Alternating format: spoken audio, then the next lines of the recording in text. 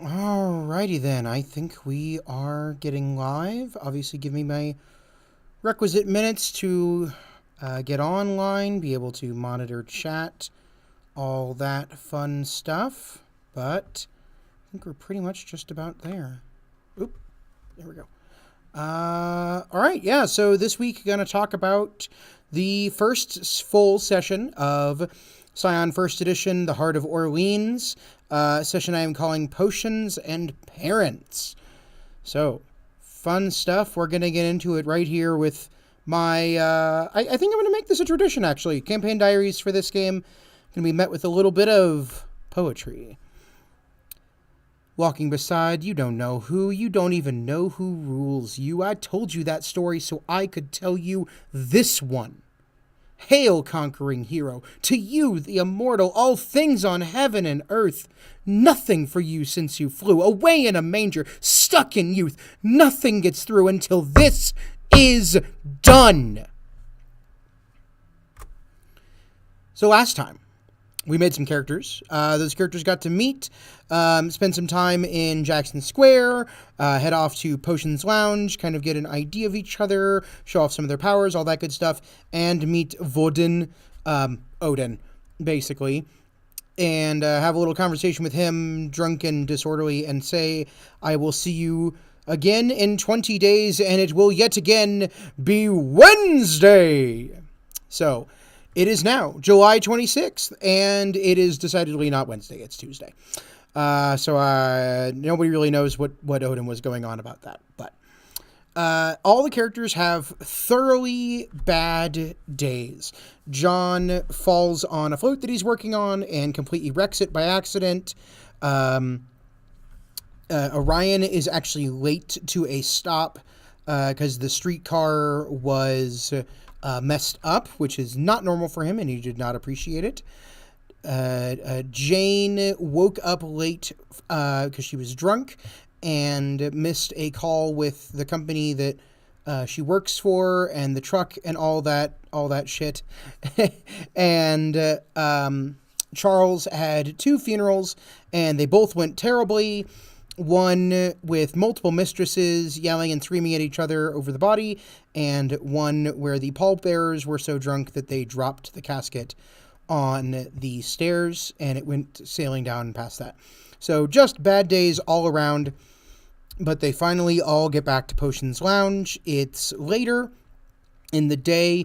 Potions Lounge is now open and official, and there is this older woman behind the bar covered in head to toe in black tattoos. I found just like the badassest picture that I could find, but this character is actually based on a real friend of mine, but obviously a little bit more mythic. But the bar is plush, it's velveteen, it is just covered in all kinds of gorgeous things, and all of them notice that everyone in the bar seems to give them that little tick in the back of their brain that they can tell that someone is supernatural.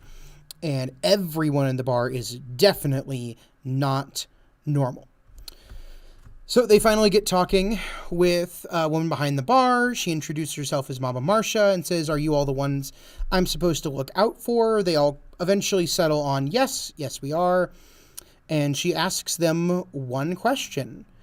Well, I was told to ask you, courage, inspiration, dreams, or villainy. And each of these is a cocktail. It's based on an actual thing that Potions Lounge serves. And I decided to make a fun little thing out of it.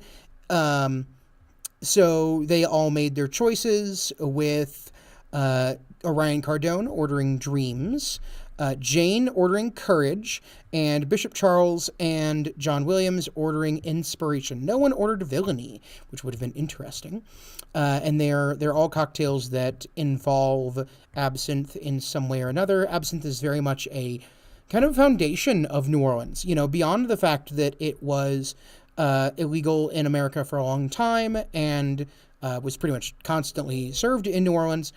it is such a foreign thing. It's a very strange flavor. It's a flavor that many people do not enjoy, but those that do are crazy about it. And so, yeah, so it really is kind of a mysterious sort of eldritch sort of thing.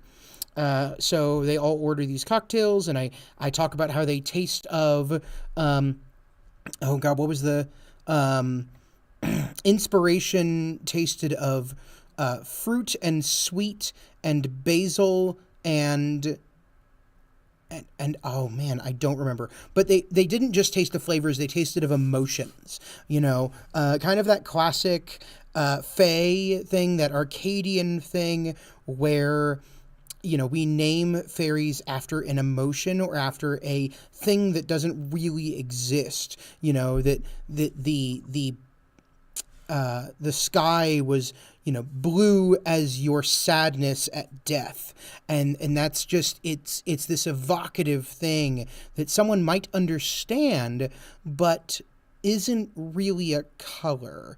Same thing with flavors here. It tastes like basil and good ideas, or basil and bad ideas, and each of those kind of means something to people, even though it's not a flavor. Wonderfulness of language, particularly the English language, is actually surprisingly good at that, in a way that most languages are not, unfortunately. So they get their cocktails, they sit there for a bit, and then I go to each of them around the table and say, all right, what do you do? So Orion decides to look around, and with his epic perception, actually really look at the people all around the bar, and he gets some interesting things. He actually rolls well enough to know literally everything. He got 7 successes, more than 6, so he gets everything. No matter what, he gets to know it if it's even vaguely perception-based. So there are 2 women at the bar. They are very excited and buff, and they are chatting about the running of the bulls, and he can tell that they are Amazons.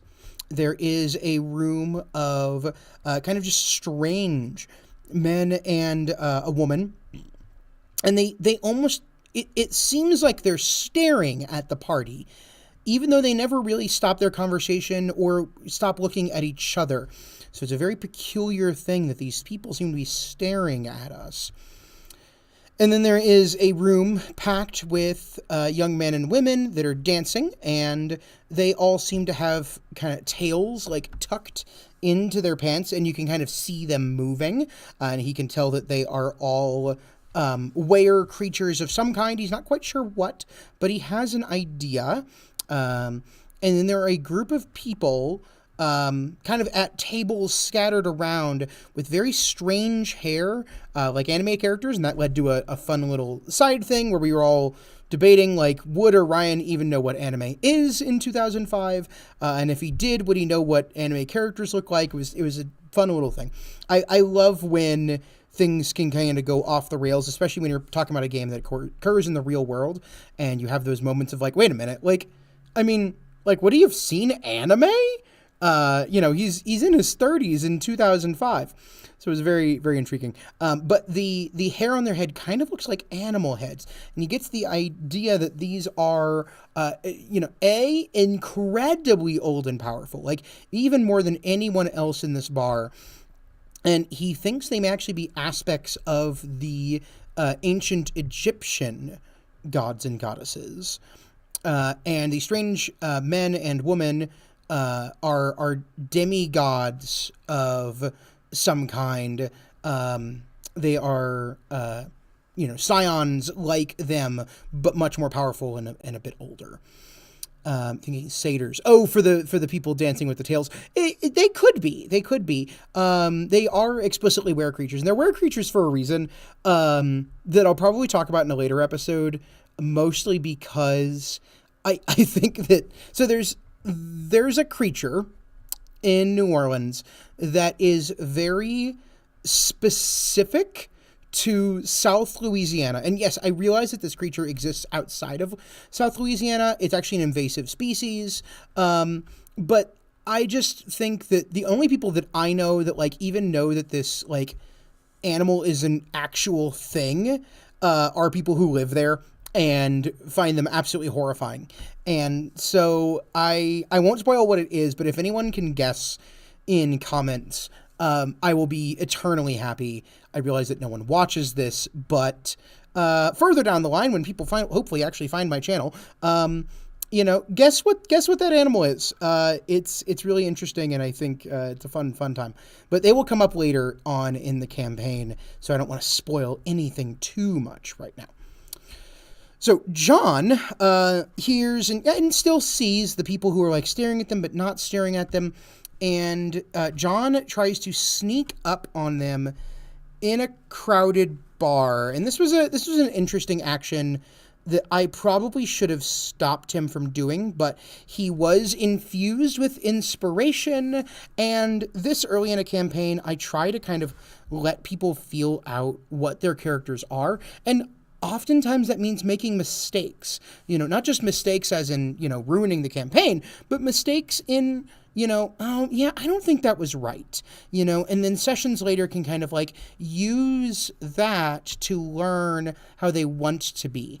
And I think that's kind of a big thing when we're talking about growth and learning, not just about this and tabletop role-playing games, but in general. The best way to learn is to fail. So he does. He tries to sneak up on them, completely fails, absolutely trips over something and makes a little noise. And one of them is just like, do you need something? And John gets rude at them because they were rude at him. And so one of them says, go away, in such a way that John was compelled to. And I gave him a roll because he is still legendary. He has a legend and he is a player character. He failed miserably. And so he obeyed and immediately walked back towards the bar. So now they get to see a little bit that, there are beings out there that are more powerful than them that can say things like, go away, and you just do. That it's not necessarily your choice, and that this world, even though they are great and powerful and, epic and all these things, they are still kind of the small fish in the pond, the low man on the totem pole. So Jane took a shot and tried to hit on Mama Marcia, the bartender, and she rebuffed him a little bit, declined, said that she is married, but maybe her husband Bob won't mind, maybe, and asked Jane if she's going to be in the race this Sunday, the race being the running of the bulls, which led to a little discussion about that, and said, hey, come back here for the poor me, and you'll meet Bob, and, maybe we'll have a chat. And they had a little, flirtatious moment there for a second. It was fun. But what really mostly occurred during this time is Bishop Charles talked with the two women at the bar, and they were very coded. They were very, Charles asked what the bar's about and why, what's going on here. And Mama Marcia piped in every so often, and the two women piped in every so often.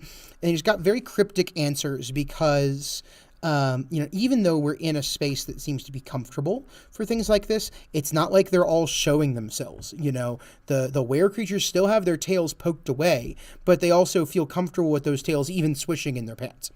So, Charles asks about the bar and what it's like, and they say, oh, this is a place for people like us to exist, and asks, oh, well, what are people like us? And, it kind of just goes round and round, and very cryptic and very, kind of thieves having a conversation where you can't say, oh, I'm going to steal that stuff, I'm going to kill that guy. No, it's, this place is comfortable for people like us, and it's very important for communities to have a space to exist and be safe and able to be themselves. And, oh, yeah, that's a really good point for any group of people, especially people like us. And it's it's that testing the waters of, is this what's happening right now? Yes, it is, that sort of thing. So I was doing a little dance there. I don't know if it came through in the the voice. But yeah, so they got some super cryptic answers, asked about the running of the bulls, found out that it is not just yes, exactly. Arya said in chat, using jargon and can't, C-A-N-T, not with an apostrophe. Yes, absolutely. That thieves can't, as we say from, Dungeons and Dragons, thieves can't is not a language, it's a way of communicating. It is code without it being code. It's just code. You know what it means or you don't. And then we move on. So they asked about the Running Bulls. They found out that the Running Bulls is organized by these two Amazons, and it is a race that they do every year. Much like the real people Running of the Bulls, which occurred 2 weeks ago, the mythical Running of the Bulls happens 2 weeks later, and it is exactly the same. You run through the streets. The only difference is at the end of it, there is a prize for anyone that doesn't get got. Anyone who doesn't get, beaten, shall we say. And so they found out that the Amazons are called Hippa and Lila after their mother, which kind of clicked Charles's player a little bit, but was like, I don't, can I do an occult roll to know what that is? Yes, absolutely you can. Rolled, well, that, one of the classic names for Amazons is Hippolyta, and they go, oh, yes, perfect, cool, So, that's absolutely a wonderful moment for, your players are not your characters, and your characters absolutely know things that your players don't. Now, did I think that Charles would automatically know who Hippolyta is? No, that's why I made it a roll. If he did, wouldn't have made it a roll. And it would have been dramatic if he did know or didn't know. Either one could have been important. If it didn't matter, probably just would have told them that it, what it was or not. But yeah, so Charles agrees with the Amazons to meet tomorrow and meet at the church in a private room. They'll be a little bit more open. So that will be next session, and they'll be able to chat, and Charles will get to find out more about this world. For as long as he has been awakened, he hasn't really been integrated into the other world and the supernatural things occurring around him. So after that, they are eventually summoned to a private room, and after a little bit, the room begins to meld together, and they find themselves transported to an office with a whole bunch of items on shelves around the walls, and they are clearly relics. They are clearly very powerful things, and they see 3 old men behind a desk. An old white man with a eye patch, an old white man with a long beard, and an old black man with very caring eyes. And all of them can kind of immediately notice that these are, the heads of their pantheon. They all recognize Odin and Zeus and Damballa. And it is very obvious who they are and what they are. So they get to talk with them. They get to have a conversation about this world and the things that are going on in it, why they were awakened, and basically what the plot is for the game that we're in. This is, to me, one of the most important things you can do in any game where the players do not know the world well enough to know what the hell's going on. Otherwise, you just have to keep explaining things in the future. At least with this, you can have some idea. Now, these gods were very cryptic because I like playing gods cryptic. But yeah, so they were told that the following centuries will be filled with calamity and woe, and the ancient titans, and I did air quotes on that, of each pantheon are kind of rattling their cages. Titans does not just mean Cronus. Titans means, the capital E evil parts of each pantheon. And many of the gods' children are being told of their parentage and made ready for battle. And then they got the opportunity to ask questions of their patrons and of, what's really going on? They learned that the gods, the high up, their parents, do not think of time the same way that we do, so they couldn't really tell anything in particular. They could just tell you that the next following centuries will be terrible, and so we needed to wake up a bunch of our kids and make them powerful, make them able to deal with this. They asked a little bit of, So you're really serious. Like, that's really, Heimdall's really my dad. Yes. You're really Odin. Yes. All of these things. So yeah, it's very important with a game when you've got, if you've got players who are as into Scion as I am, and they have read all this stuff, and they're big into these religions and these stories, and they know all of these things, and they can just walk into a game and have knowledge. Hey, cool. You don't need to do things like this. You can just, like, bam, run into it. Same thing I would say with, like, Vampire the Masquerade. If you've got players who know how vampire works, what vampire is, what the clans are, all of these ideas, like what the term prince means, what the term baron means, then cool, you don't have to do this. But in any game where your players do not know enough about the world to just exist in it, then they should get a moment to learn about it. They should get an opportunity to ask questions of people who will be truthful as much as they are able, and who will be, who will answer any question given no matter what. And that's exactly what this is. They gave a little speech. They answered some short questions. They said, okay, this is your last opportunity. You have us before you. Ask anything you want. And we went from there. It was great. It was a great time. It was really important. And I can't overstate how important this is enough.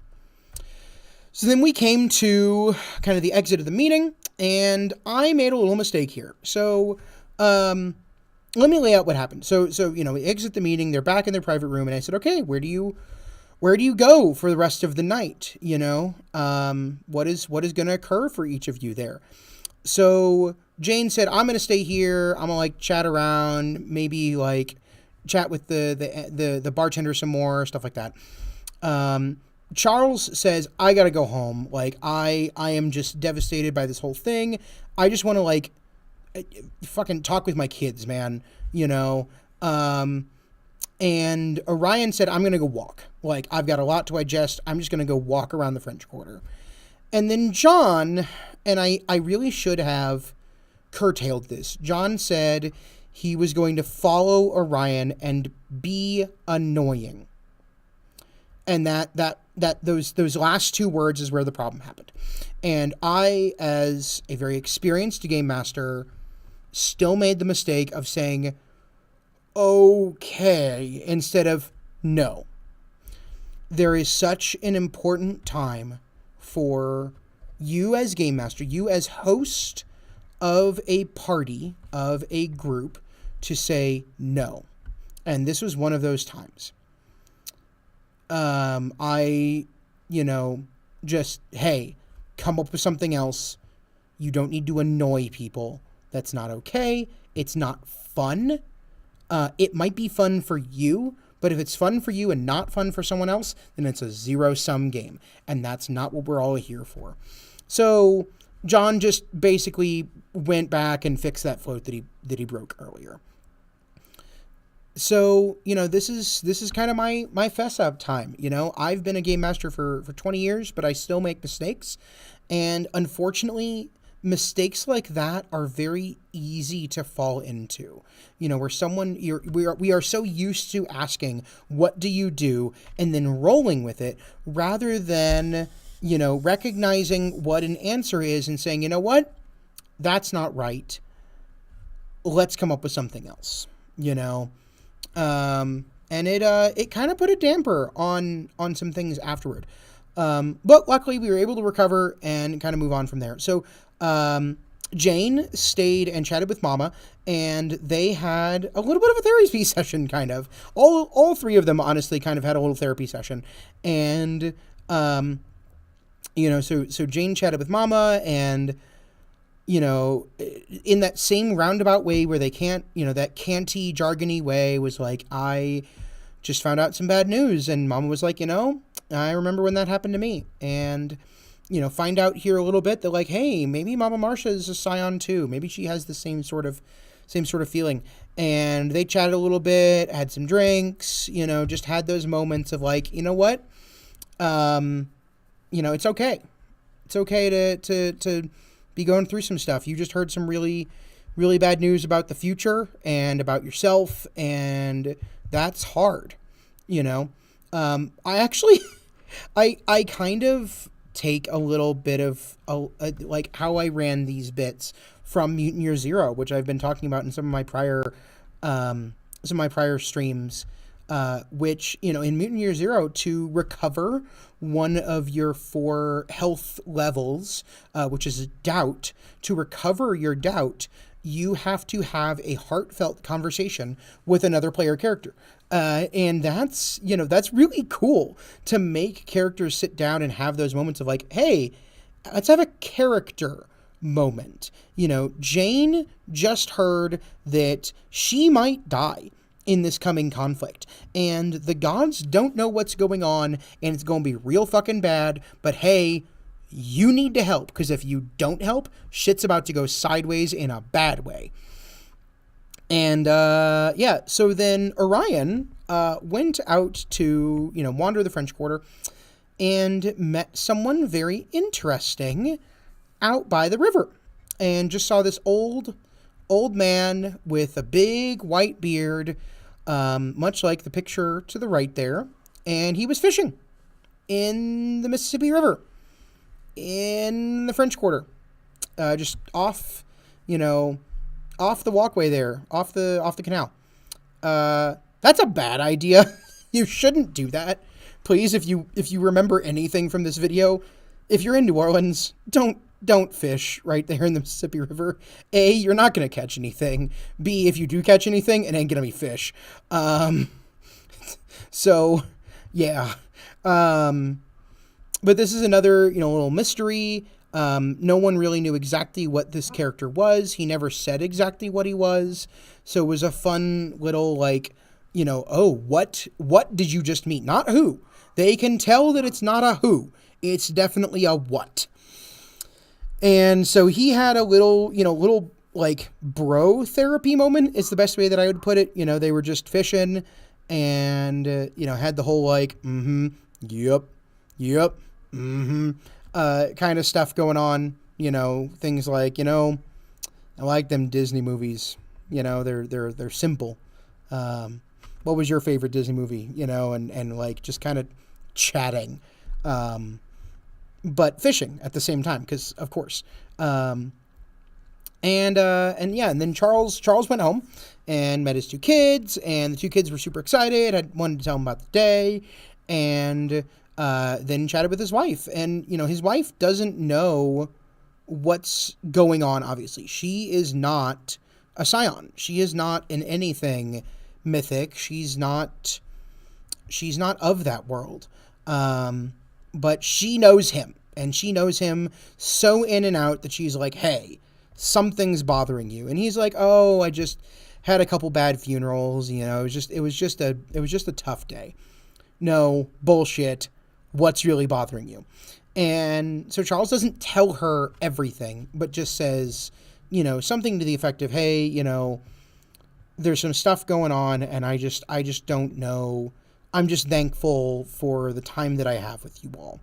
And so we had a little therapy moment there too, where like, you know, wife is like, hey, it's okay, you know, whatever it is, we'll get through it, and we will get through it. So don't pull that whole, you know, oh, there's just a bad funeral thing with me again. I don't want to hear it.